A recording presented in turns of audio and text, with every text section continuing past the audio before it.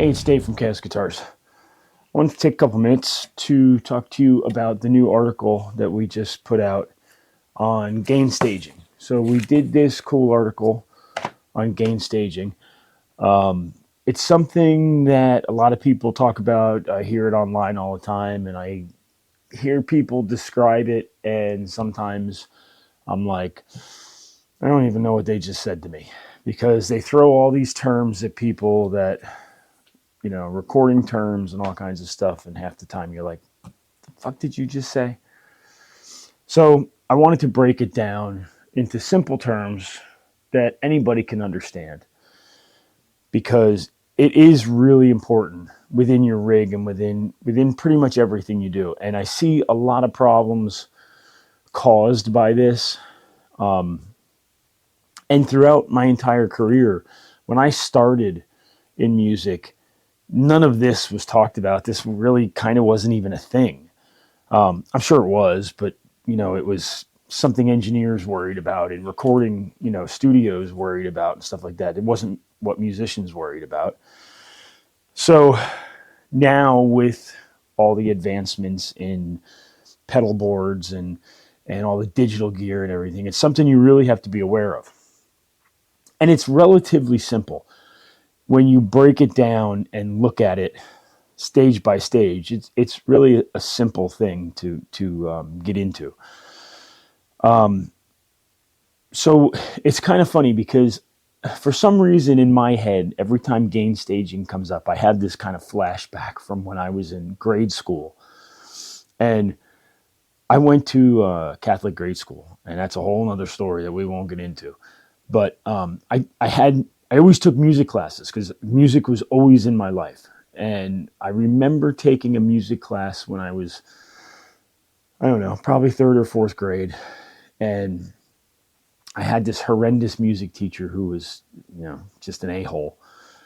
But in the times he wasn't making fun of my last name, he actually made some sense with some things. And I remember one of our first week in music class, he brought a kid up with I don't know if it was a drumstick or something, and he told him to hit I think it was a pan. He had this piece of metal he told him to hit. And I remember when the kid hit this piece of metal, it was like harsh. And I remember thinking, God, that sucks. But then as it kind of rung out like a cymbal, as it rung out, it hit this sweet spot. And I remember thinking, oh, that's pretty cool. And in my head, from that moment on, that sweet spot was always there. And I always remember thinking everything should have a sweet spot. And it's kind of silly, but it's true. Now, I'm guessing, from what I remember, his point was everything is music. Every sound is music. Every noise is music. And I don't know. He was very much a look at me, I know everything about music type of person, but whatever. My takeaway was, while it was horrible at first, once it pulled back and leveled out, it had a sweet spot. And it actually, for a pan or whatever it wasn't a cymbal or anything musical. And that was his point. It actually had a sweet spot that was nice. It's kind of the same thing.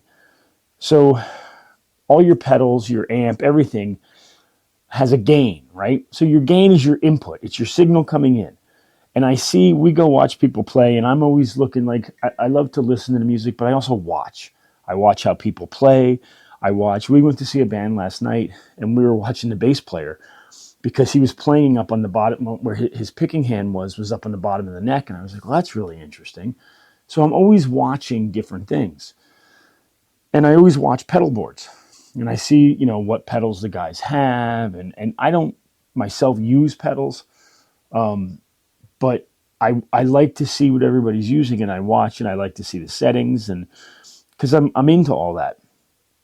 And I see a lot of guys that have the gain cranked. They go from like a boost to an overdrive to a distortion, and the gain on this one's cranked, and the gain on that one's cranked, and the gain on this one's cranked. And I'm wondering, how many issues are you having that can be solved by just backing that gain down? Because you're taking your signal and you're cramming it into that first pedal, and you're probably clipping the shit out of it. And then the pedal's doing whatever it does. And then it's coming out of that pedal, and you're cramming it into the next one. And there's no way you're getting unity gain across the board, which is the same gain, same level volume in that you have, or coming out that you have in. And there's no way that's happening. And that's causing you all kinds of problems, because when you're doing that, every time you boost a signal, you're adding something to it. You're adding noise, you're adding distortion, and sometimes that's what you want, but there's other ways to go about that.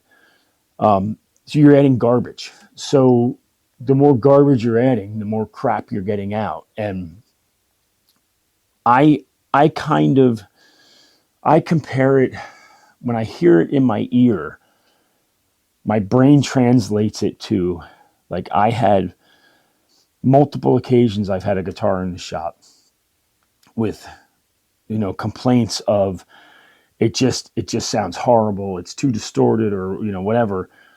And I'll plug it in, and the first thing I do is I drop the pickups down, because I'll look and the pickups are way too close to the strings. And as soon as I bring those pickups down, you can almost, on some guitars, you can definitely hear it.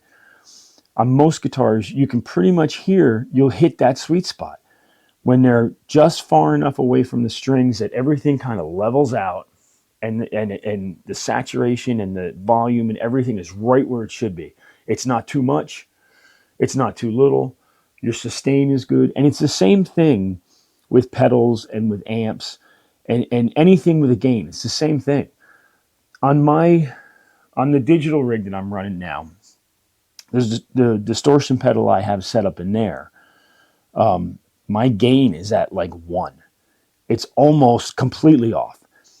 And the sound that I have from that is heavy as shit. So gain, people often attribute gain to heaviness. Like, because I'm obviously from that heavy metal background, right? So growing up in my younger years, everybody who was trying to play heavy was taking that gain and cranking it all the way up. And I was doing the same thing. And we've come to find out over the years that that's not necessarily the case, because all you're doing is taking your signal going in and you're just punching the hell out of it. And that's not always a good thing. Sometimes you want that for certain things, but it has to be within reason. Anyway, this article is really good to work some of that out for you. And it gives you comparisons in like a layman's term. Sorry, I'm fighting a cold. It compares the signal flow to like water in a pipe, like in your house and things like that. So it kind of makes it easier to understand for those guys who aren't super technical. I have a lot of clients that are, I just talked to one today who is just starting out in this and they want to learn. That's how I kind of write my stuff, is for people, so guys like me that can enjoy it, because they don't have to go, shit, I got to remember what this term is and remember what that term is. I've been doing this for God knows how long. Way longer than probably most of you watching this. And I don't remember all the terms because it's just too much to remember. There's so much crap out there, and they add new shit every day. Every day I look on the internet for something and I'm like, what the hell is this guy talking about? He just made up a new word. And then a month later, I'm seeing it everywhere. I'm like, well, that's bullshit. So there's always new stuff coming out. I like to keep it as simple as possible. People learn from simplicity. You've all heard KISS, keep it simple, stupid. That's what I like to do. People tend to learn better, and I'm just wanting people to learn. So you can get this article on our website, on our learning path. There's just go on our website, you'll find it. I've been posting all kinds of stuff on Facebook and all our other social media with links to it. It's very easy to find. If for some reason you can't find it, which I think is impossible, then shoot me a message on one of our social medias or drop me an email and I'll send you the link. It's free. Everything on our learning path is free. I think we're up to 22 or 23 downloads for all kinds of stuff. We have some professional guides coming out. I have our workhorse setup guide that'll be out at some point. Those are more geared toward professional. They'll be good for pretty much anybody, but it's our shop guide. It's what I'll show you. It's what we use. This is our setup manual. This is, I guarantee you, you go to any of the big box stores, this is not what they're going through when they set up your guitar. So this is what we do. I wanted to make our specs and it's not going to teach you how we do what we do, but it's going to give you our specs, and it's going to, it's going to make you aware of what your guitar goes through when it comes here, because it's not just a simple 10-minute job that we do. This is why we don't do it while you wait. So go on our website, chaosguitars.com. You can go on, you can start, I always tell people start at chaosguitars.com / stop dash guessing. That's kind of like the starting point. That'll get you started and you can build from there.